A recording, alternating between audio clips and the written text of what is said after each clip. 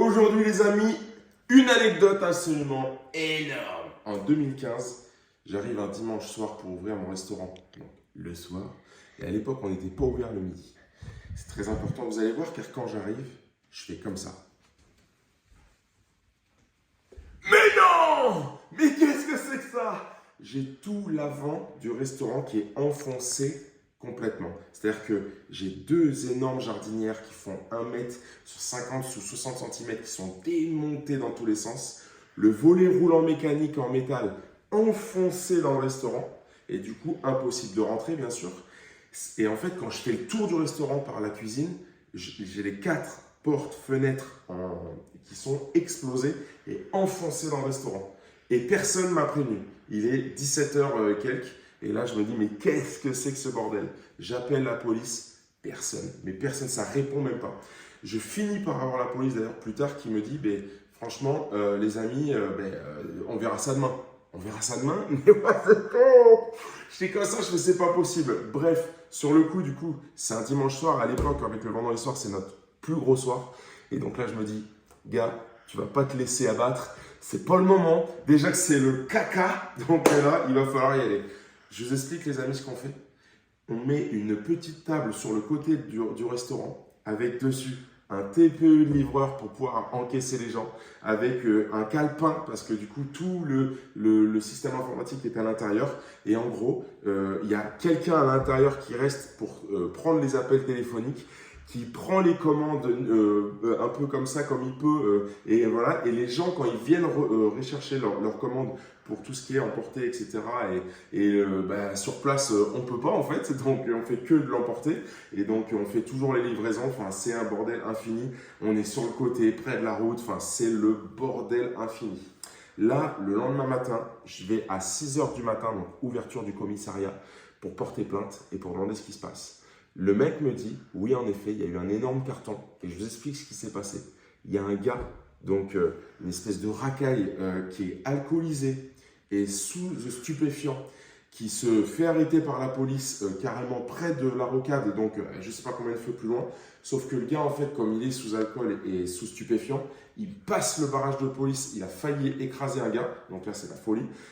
Et ensuite, il grille tous les feux comme ça. La police derrière, comme ça, voilà. Sauf qu'à un moment donné, il grille le dernier feu de chez moi, juste devant le resto au fait maison.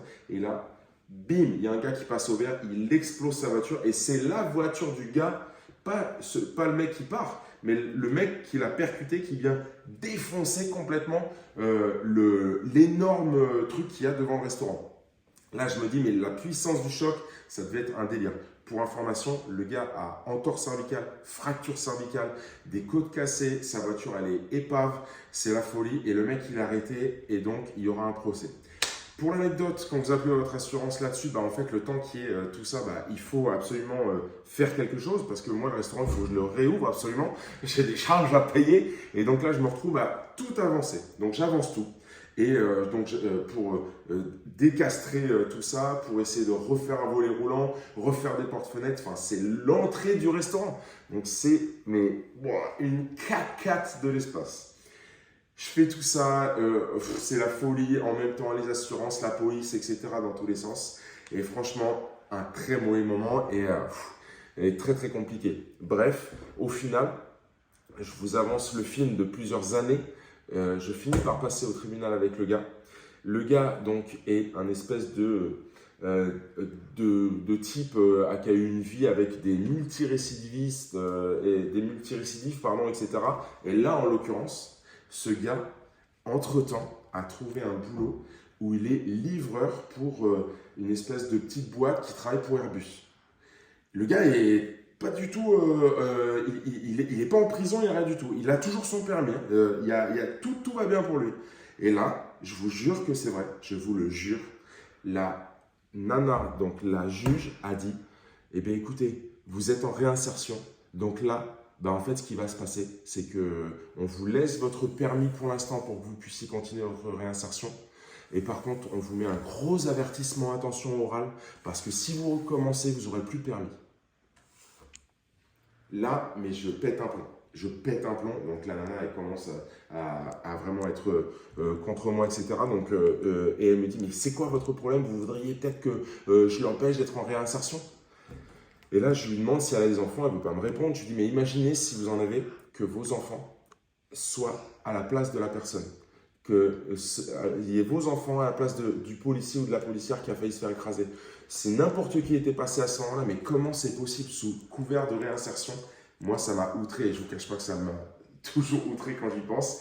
Donc voilà, et du coup, le mec a strictement rien eu. On m'a dit qu'il fallait faire appel, mais de toute façon, j'avais rien à gagner. Moi, j'étais venu juste pour essayer de savoir qu'est-ce qui allait se passer. J'ai eu des dédommagements de mon assurance, mais pas surtout. Et avec la franchise à payer, etc. Et du coup, l'année d'après, une assurance qui a dû augmenter parce que j'ai eu un sinistre. Voilà, c'était magnifique. Et donc, une histoire fantastique, mais qui, évidemment, m'a renforcé, car ce qui ne te tue pas te rend plus fort.